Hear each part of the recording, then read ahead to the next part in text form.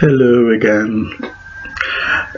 Today's subject I want to cover is something that I've always fascinated and at the same time brought fear and dread and pain, bereavement and broken heart to billions of people since time began.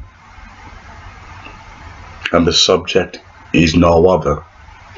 Why do we die? Why do we age? Now what's interesting is that there's all kinds of answers given to this dilemma. From the field of science, they argue that thermodynamics, the second law, reduces itself and energy and entropy dies away, the powerful energy, everything's energy, and sooner or later it dies off. But the problem with that thesis, that philosophy, is that if life is progress, as the Charles Darwin philosophy students and teaches, if life is about progress, then we shouldn't age. Is contradictory to the philosophy and teachings of Charles Darwin and Richard Dawkins. If things are forever in motion, then we should have eternal youth. We should be able to live on forever. But can you imagine the problematic regarding this? Because the planet, as vast as it is, the countries we're already living in are already swamped, unless with people dying every day. So if people did not die, we would end up living in an overpopulated earth. It just wouldn't work. And it's not just that. Can you also imagine the cultural transition that would take place? For instance, people born in the 1800s would have to make such psychological and cultural transitions and changes to meet up with the era of technology. So we have a problem there. But does it really answer the question, why do we die? Why do we age? There is nothing worse than when you're looking at, to be giving that example, I was watching Hammer House of Horror, and I saw Diana Dawes. She was beautiful, really beautiful. And when you look at her latest pictures or videos, you can't believe that this was the same woman. And you think to yourself, how can time be so cruel? We are pushed with this commercialism and ideology, and even musicals where youth is celebrated and death and age is to be scorned and not to be greeted with wisdom. In the olden days, when you got older, the young people would look up to you because you had knowledge and wisdom to share. But as we began to move towards technology, internet, then the elderly people, the old people, are no longer needed, and therefore whatever knowledge they have, you can find on Google. So being old was no longer cherished. So the idea that we are moving towards age and closer to the grave not only brings fear and dread, but at the same time it brings scorn. So stay young and beautiful if you want to be loved. And this philosophy is drained into the capitalist system. Stay young and beautiful and pay your taxes, and your worth is crushed unlike if you are old and ready for the grave. But it still does not answer the question, why do we age? Why do we die?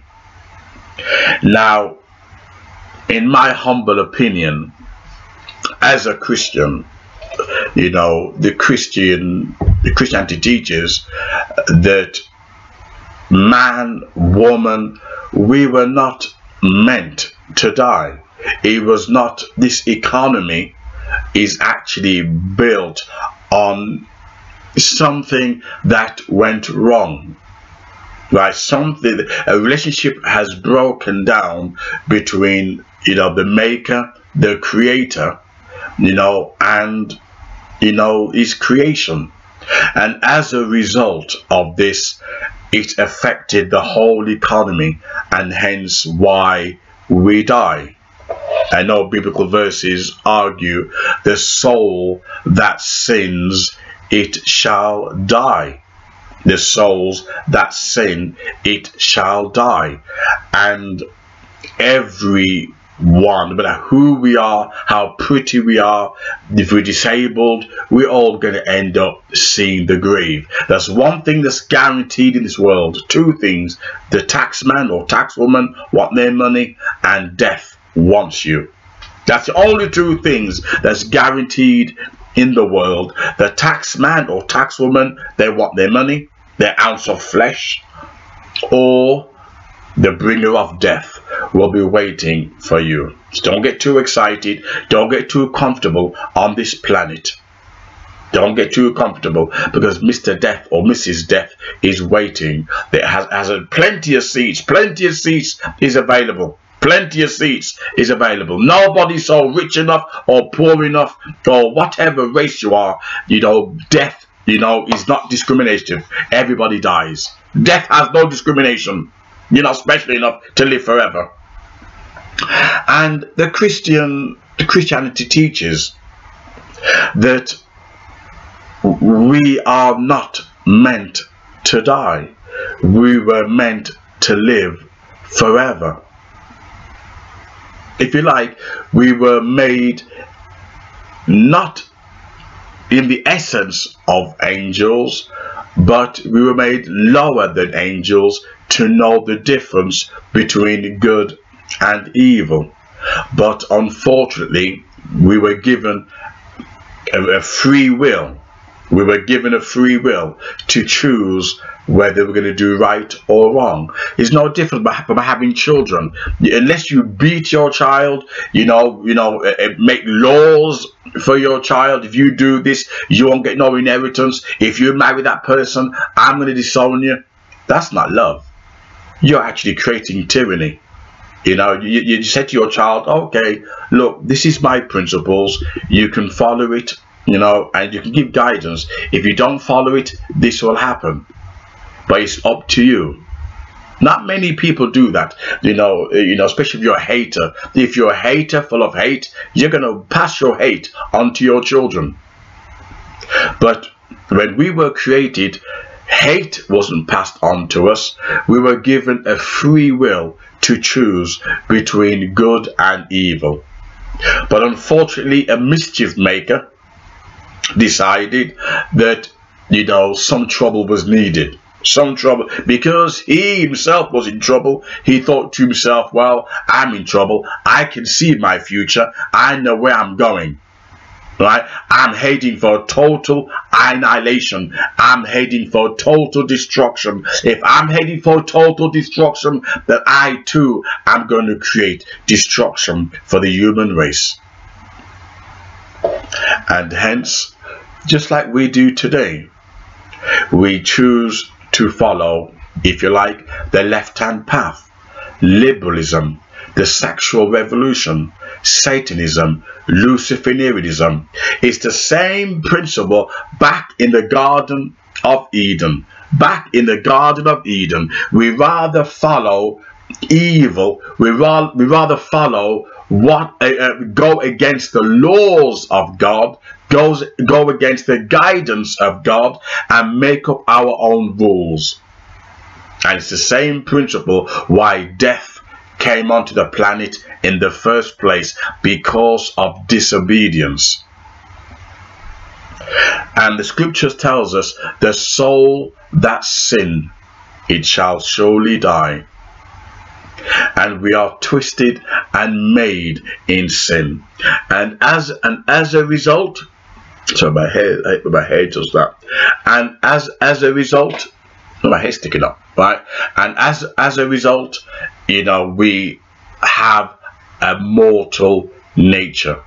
This idea that the soul lives on, those kind of teachings was influenced by Pythagorean, right? You know, and Hellenism. You know, the Hebrews do not teach that the soul lives on forever. That philosophy, you know, crept into church consciousness and church teachings, but the soul does not live forever. You know, we're given a conditional mortality. Hence, we die. And it can be painful when we witness our friends, our loved ones, our families. You know, that's the only time when people start to really think about their mortality. That's the only time when people stop partying and stop doing wickedness for a brief moment.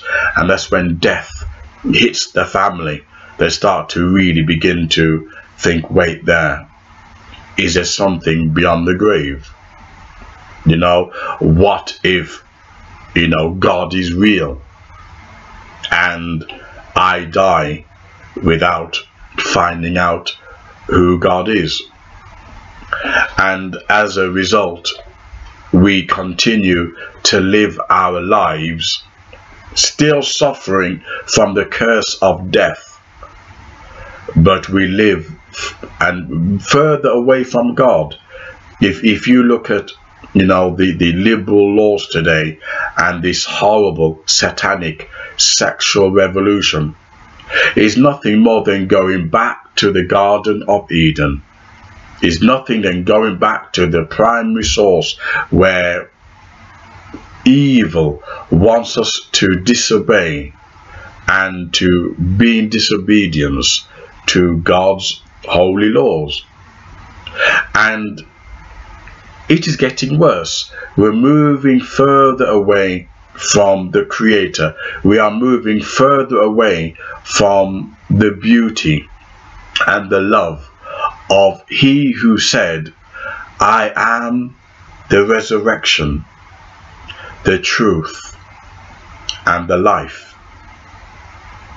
Even though you are dead, yet you shall live. Because when Christ returns, the Bible teaches He has power over life and over death. And hence, when He was crucified and He died, He rose from the dead on the third day, showing, and this is prophesied by the scriptures. This is prophesied through Isaiah, through Jeremiah, through Daniel.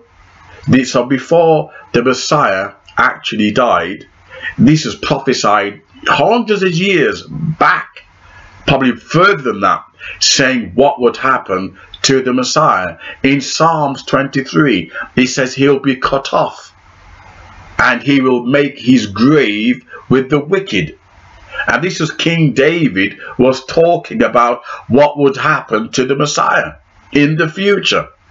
He who came to conquer death so that we could live for eternally. Unfortunately, we're living in an antichrist age, an antichrist economy, where the wickedness of this planet is so devastating that not even the Greek Empire at the time, during Greece era, you had pedophilia, you had homosexuality, you had mothers having sex with their own sons, fathers having sex with their own daughters. This was Greeks. This is the Epicurean taught that if it gives you pleasure, do it. But what's interesting was that even though the Greeks live that satanic life. You can be a heterosexual and not be condemned, reprimanded, punished, or put into prison. Even though the Greeks' cultures was savagely sexually immoral, you still knew who was male and who was female. Nobody went around saying, I wasn't it, and I'm born of that, or I'm born a tranny.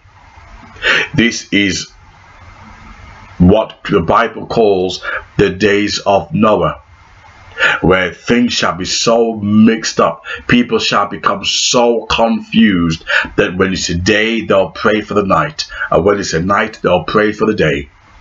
And this is what humanity has now come to. Even though we are moving on a train 300 miles per hour, 300 miles per hour toward disaster, and we know that the world is not getting any better, but because we are being brainwashed by the laws and we move further away from God, we cannot see the agenda. We cannot see that it is darkness that is ruling our government. The same darkness that wants us all dead. There's two stages of death. There's the first one where it's asleep. This is what the Hebrews taught. It's asleep. And there's a second one where everyone will be judged. So the wicked also wakes up. I think this is in Thessalonians, the dead in Christ shall rise. But the church teaches that when you die, you go straight away. No. The text is, it's hard to put into words, right? But those who die in Christ, those who die believing in him, though you are dead, yet shall you live. This is about confidence. It's about faith. You know, so there's two levels of death. The first stage is a sleep, and the second one is a resurrection. You know, and the second death is one which is total annihilation. Total annihilation, right? You're gone forever. Although some church like to cook the pot to see you're burning in hell and all that nonsense. You know, the scriptures don't teach that. That's imagery. Right? Nobody burns in hell forever. That's just imagery. You know, you can imagine a loving God allowing you to burn and roast, you know, forever, and you're screaming your eyes out. No, burning hell means away from God. You know, that I can go into for anyone who wants to challenge me. You know, I will make a video just specific for that. So, the Christian faith teaches we were not meant to die, and hence why the Messiah, Jesus, came to deal with death, to wrestle with death and the bringer of death. And that is why in 2012, when I should have died 3 times I should have died in 2012, I wasn't worried. I actually thought to myself, how would I feel if I came close to death? I wasn't worried at all. Look at the state of the world that we're living in. Everybody's afraid to even talk to anybody, offend anybody. This world's getting worse under this banner of love and liberalism. There's more hate in the LGBT, feminist, Muslims. You know, everybody's full of hate, and they call themselves minority group that's being oppressed. You can't even talk to females these days. So who wants to live in a world like that? Who wants to live in a world like that? So at the end of the day, and that is, we have, if you like, an answer in Christianity. And what makes Christianity unique is based on history. Unlike any other religious books, is based on history and prophecy and archaeology and genealogy. There is no book on earth that can challenge it. Why do you think Islam tries to poach from the Bible? Why do you think Islam tries to, steal, ideas? And because Islam by itself is nothing more than an empty pocket. It has to try to steal from Christianity to give their religion, some kind of bona fide, reason to exist. Without Christianity, Islam is nothing more than an empty kettle. They have to steal from Christianity. They cannot exist on its own.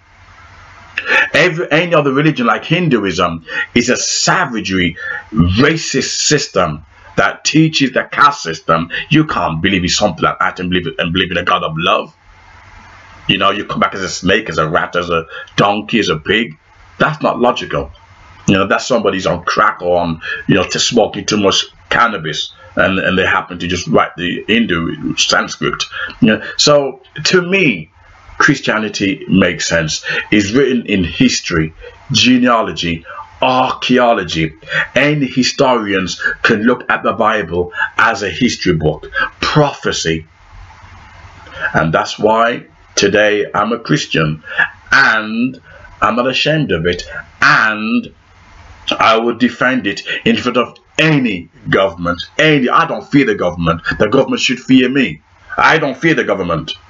Any Christian who's scared of the government, they're not Christians. They're following some prosperity preachers. They're in it for the money.